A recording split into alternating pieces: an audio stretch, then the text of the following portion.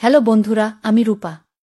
বয়স ৩০ পেরিয়েছে, সংসার করে জীবন কেটে যাচ্ছে, কিন্তু কোথাও যেন এক ফাঁকা জায়গা থেকে গেছে। বিয়ের পর এই বাড়িতে আসার পরে প্রথম যাকে কোলে নিয়েছিলাম সে আমার তানভীর, আমার ভাগ্নে। ছোটবেলায় আমার আঁচল ধরে সারাদিন ঘুরে বেড়াত, কখনো চকলেট, কখনো গল্প। ওর জন্য একটা আলাদা মায়া কাজ করত। কিন্তু সময় তো আর থেমে থাকে না। প্রায় ৬ বছর পর হঠাৎ একদিন সে বাড়ি ফিরে এলো। আমি দরজা খুলে একটু চমকে উঠলাম। এই ছেলেটা কি সেই তানভীর? উচ্চতা, চেহারার গড়ন, চোখে এক অদ্ভুত গভীরতা, যেন কত কিছু বলতে চায়, কিন্তু চুপচাপ দাঁড়িয়ে আছে। মামি, চিনতে পেরেছ? তার হাসির ভেতরে এক অদ্ভুত আত্মবিশ্বাস। আমি একটু হেসে বললাম, তুই তানভীর? একেবারে পাল্টে গেছিস তো রে। সে ঢুকতেই বাড়ির পরিবেশ যেন বদলে গেল। মনের কোণে যেন কোথাও একটু নরম কিছু নাড়া দিল। তানভীর এখন কলেজে পড়ে, শহরে নতুন চাকরির ট্রেনিং নিতে এসেছে, তাই কয়েক মাস থাকবে আমাদের বাড়িতেই। রাতের খাবার শেষে সে হঠাৎ বলল, মামি, এতদিন তোমাকে অনেক মিস করেছি। আমি চুপচাপ শুধু তাকিয়ে রইলাম। ভিতরে যেন অদ্ভুত কিছু নড়েচড়ে উঠল। সে যেন আর আগের মতো নেই। তানভীরের ফিরে আসার পর থেকে সংসারে যেন নতুন একটা প্রাণ ফিরে এসেছে। সে শুধু আমার নয়, সবারই মন জয় করে নিয়েছে, কিন্তু আমার সঙ্গে তার আচরণে কোথাও যেন একটা অলক্ষ্য টান আমি প্রতিদিনই অনুভব করছিলাম। সন্ধেবেলা আমি বারান্দায় বসে চা খাচ্ছিলাম। হঠাৎ পিছন থেকে এসে তানভীর বলল, মামি, তোমাকে এক জিনিস বলতে চাই। অনেক দিন ধরেই আমি অবাক হয়ে তাকালাম ওর দিকে। ওর চোখে এক অদ্ভুত রকমের গুরুত্ব, যেন প্রতিটি শব্দ অনেক পরিকল্পনা করে বলা। তুমি আগেও সুন্দর ছিলে, কিন্তু এখন তোমাকে অন্যরকম লাগছে। আমি হেসে ফেললাম, একটু সংকোচেও পড়লাম। বয়স তো বেড়েছে রে, তুই এখন বড়, তাই হয়তো এখন বুঝতে পারিস। বলতে বলতেই আমার গলাটা একটু কেঁপে গেল। সে একটু এগিয়ে এসে আমার পাশে বসল। তার কণ্ঠ হালকা কিন্তু গম্ভীর, তুমি শুধু একজন মামি নও, তুমি আমার সবচেয়ে প্রিয় মানুষ। ছোটবেলা থেকেই তুমি ছিলে আমার সবকিছু। আমার হৃদয়টা যেন কেমন করে উঠল। আমি চুপ করে বসে রইলাম।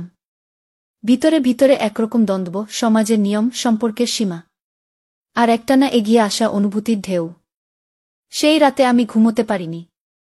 আমার জানালার পাশে দাঁড়িয়ে তানভীর চুপচাপ আকাশের তারা গুনছিল।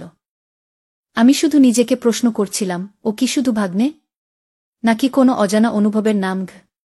ভাগ্নের চোখে যে অন্য কিছু ছিল। পরদিন সকালেই আমি ব্যস্ত ছিলাম রান্নাঘরে। তানভীর এসে চুপচাপ দাঁড়িয়ে রইল আমার পিছনে। তুমি কি কিছু বলবে না, মামি? তার স্বরটা নরম, কিন্তু তাতে একরকম আকুলতা ছিল। আমি ঘুরে তাকালাম। কি বলবো?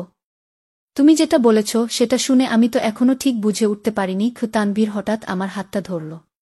হাতটা যেন আগুনে পুড়ল না পুড়ল, তেমন একটা অনুভব হলো।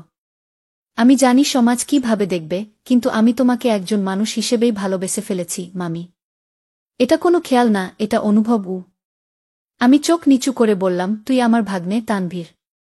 এ সম্পর্কটা, সে হাতটা আরও শক্ত করে ধরল। একটা সম্পর্ক কাগজে-কলমে হয়, কিন্তু অনুভবের কোনো নিয়ম নেই, মামি। তুমি কি কোনোদিন আমাকে অন্যরকমভাবে অনুভব করনি? এই প্রশ্নটা শুনে আমার ভিতরটা কেঁপে উঠল। সত্যিই কি কখনো করনি? ওর খেয়াল, ওর যত্ন, ওর চোখের গভীর চাহনি, সব কিছুই কি সত্যিই শুধুই ভাগ্নের দৃষ্টিভঙ্গি ছিল? আমি চুপ করে রইলাম। কিন্তু তানভীর চলে যাবার সময় একবার পেছনে তাকিয়ে মৃদু হাসল। সেই হাসির মধ্যে নির্ভরতা, ভালোবাসা আর একটা অদ্ভুত আশ্বাস ছিল। সেদিন রাতে প্রথমবার আমি আয়নায় নিজেকে নতুনভাবে দেখলাম। নিজেকে শুধু মামিখু নয়, একজন নারী হিসেবেও চিনলাম। নিজেকে আর লুকোতে পারলাম না। সন্ধে নামার সাথে সাথে ঘরে একরকম ভারী নিস্তব্ধতা নামে। তানভীর সারাদিন কোথাও যায়নি, কিন্তু আমার কাছেও আসেনি। আমি বই হাতে বসে থাকলেও মন ছিল উসখুসে। ওর বলা কথাগুলো বারবার মনে পড়ছিল। তুমি কি কোনোদিন আমাকে অন্যরকমভাবে অনুভব করনি? সেই রাতে আমি জানালার কাছে দাঁড়িয়েছিলাম। তানভীর হঠাৎ এসে চুপচাপ আমার পাশে দাঁড়াল। মামি, আজকে আকাশে অনেক তারা উঠেছে। প্রতিটা তারা যেন তোমার মতোই শান্ত, সুন্দর। আমি হেসে বললাম, তুই এখন কবিও হয়ে গেছিস নাকি? ওর মুখে একটা কোমল হাসি, কিন্তু চোখে গভীর ভালোবাসা। একটা মুহূর্ত খুব স্বাভাবিক, তবুও সেই মুহূর্তে আমার ভিতরে একটা দরজা খুলে গেল যেন। তানভীর ধীরে ধীরে আমার দিকে এগিয়ে এল। তুমি চাইলেই সবকিছু বদলে যেতে পারে, মামি। শুধু একবার বলো, তুমি আমায় গ্রহণ করো। আমি চুপ করে তার চোখে তাকিয়ে রইলাম। হ্যাঁ, আমি অনুভব করছিলাম, এই ভালোবাসা আমারও আছে। কিন্তু এটাকে প্রকাশ করার সাহস ছিল না এতদিন। আমি কিছু না বলে শুধু আস্তে করে ওর হাত ধরলাম। এই ছোট্ট স্পর্শেই বুঝিয়ে দিলাম আমার উত্তর কি। ওর চোখ ভরে গেল ভালোবাসায়। সেই রাতে কিছুই বলা হয়নি আর। তবে দুজনেই জানতাম সবকিছু বদলে গেছে। তানভীরের হাতটা এখন যেন আমার নিজের হাতেরই অংশ। তাকে দেখে আর আগের মতো ভাগনা মনে হয় না, একটা অন্যরকম টান তৈরি হয়েছে যা ভাষায় বোঝানো যায় না। সেই রাতে আমরা অনেকক্ষণ পাশাপাশি বসে থাকলাম জানালার ধারে। আমি হালকা গলায় বললাম, সবকিছুর পরেও ভয় হয় জানিস তানভীর আমার দিকে তাকিয়ে বলল, ভয় আমি সরিয়ে দেব যদি তুমি আমায় একবার পুরোপুরি বিশ্বাস করো। আমি আস্তে করে ওর কাঁধে মাথা রাখলাম। সেই মুহূর্তটা যেন এক নিঃশব্দ প্রতিশ্রুতি, শব্দ ছাড়া বলা, চোখের ভাষায় বোঝা। সেই রাতে তানভীর আমার পাশে বসে গল্প করতে করতে আচমকা বলল, তুমি জানো, তোমার গলার সেই নরম স্বরটা আমার মনে গেঁথে গেছে। আমি রাতে ঘুমানোর সময় কল্পনা করি তুমি কথা বলছ। আমার গাল গরম হয়ে উঠল। তবে ওর কথায় অশ্লীল কিছু ছিল না, ছিল গভীর শ্রদ্ধা আর একান্ত ভালোবাসা। তানভীর ধীরে আমার হাতের উপর তার হাত রাখল।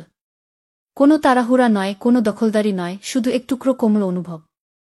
আমার মনে হল এই ভালোবাসা কোনো পাপ নয়, এক নির্জন মুহূর্তে জন্ম নেওয়া গোপন কোমল সম্পর্ক।